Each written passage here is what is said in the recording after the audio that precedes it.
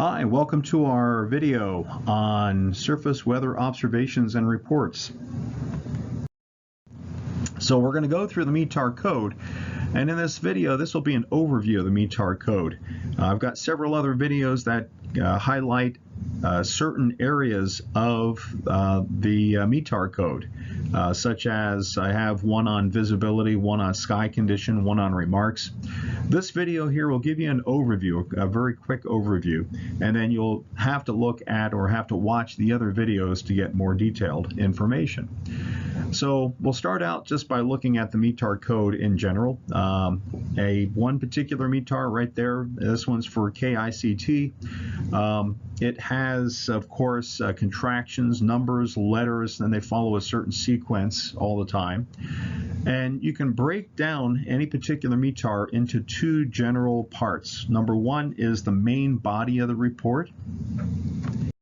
And the second half is known as the remarks, and it starts at RMK. In the remarks section, there's a lot of information. I have two videos on remarks, and you can watch those. So in this video, we're going to do a quick overview of the main body of the METAR. And for most of you who had an introductory meteorology class, or if you've had any courses in aviation, you probably know how to read the basic METAR already. But pilots with really detailed knowledge, pilots who know how to anticipate bad weather, know how to read a METAR in detail. And that's what we're going to cover in this block of material. So first off, we're going to start with just the general, and that's the body of the report. And of course, in the main body of the METAR, you have all sorts of information.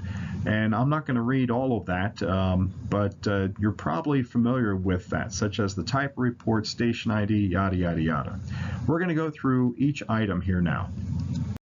So the first thing is the type of report. You can either have a METAR report, which is your aviation routine weather report.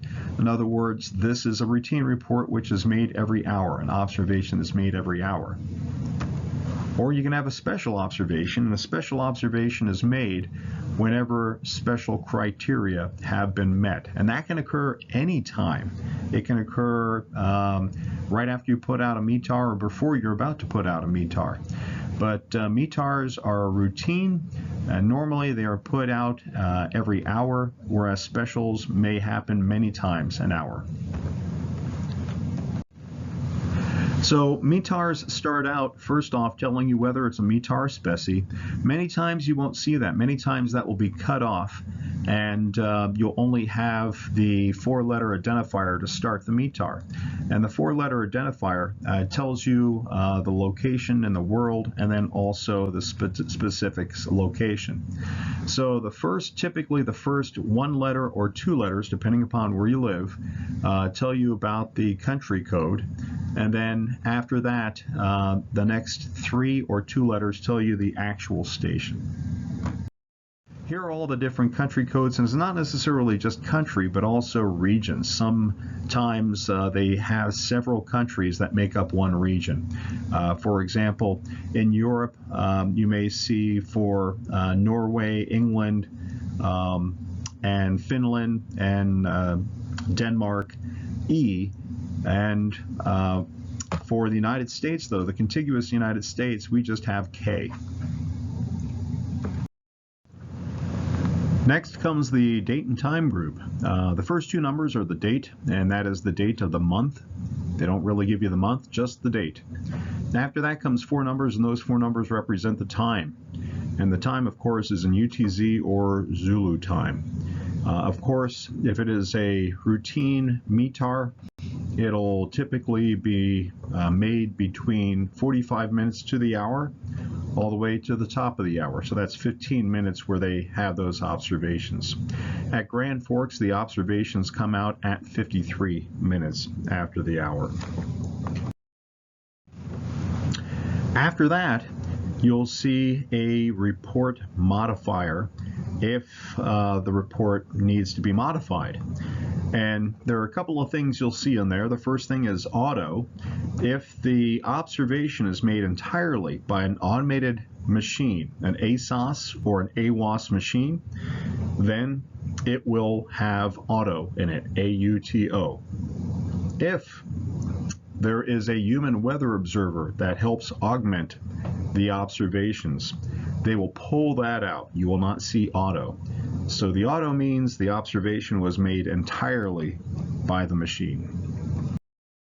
You may also see COR, which stands for correction. And this happens when a human weather observer makes a mistake in putting out the METAR, and they need to go back and correct it. So when you see COR, that stands for correction, and that means that the METAR that you're looking at is the correct version. The previous one was an error. After that comes the surface winds. And typically the surface winds are reported, or they're, the winds that are reported are an average over a 2-minute period prior to the time of observation. And they will give you the wind direction and the wind speed. The wind direction is given in 3 digits with respect to true north. If it's read over the radio, though, it will be with respect to magnetic north. The reason for that is the control tower, when it reads the winds, it will correct it so that it is aligned with the runways, which are also magnetic. So the direction, always 3 digits, and the wind speed can be either 2 or 3 digits. Typically here in the United States, it is reported in knots. However, if you go to Eastern European countries, you'll see meters per second or perhaps even kilometers per hour. If the winds are less than or equal to 6 knots, then they may not put in the direction. You may just see VRB, indicating variable, and that's only if the wind speeds are less than or equal to 6 knots. If the wind is more than 6 knots and the direction is varying by more than 60 degrees, then you will see after the block indicating the wind direction and speed, the directions that it's varying between. In this example, the winds are 210 at 16 knots on average, but the wind direction is varying between 180 and 240. Gusts are reported if there is a variation of more than 10 knots between peaks and lulls. So in the report, you see the winds are 210 at 16, gusting to 24. Is that a mistake? Shouldn't it be 26 if it's more than 10 knots? The reason that you see that is because that is the average wind speed. 16 knots is the average wind speed. It is not the minimum or lull wind speed. So in this case, it's telling you that the winds must have been at least less than 14 knots. Calm winds are coded 00000. After the wind group comes the prevailing visibility. And there are 2 definitions of prevailing visibility. We go into more detail in another video that deals with surface visibility. But by definition, prevailing visibility is the greatest distance objects can be seen and identified through at least half of the horizon circle, and that need not be continuous.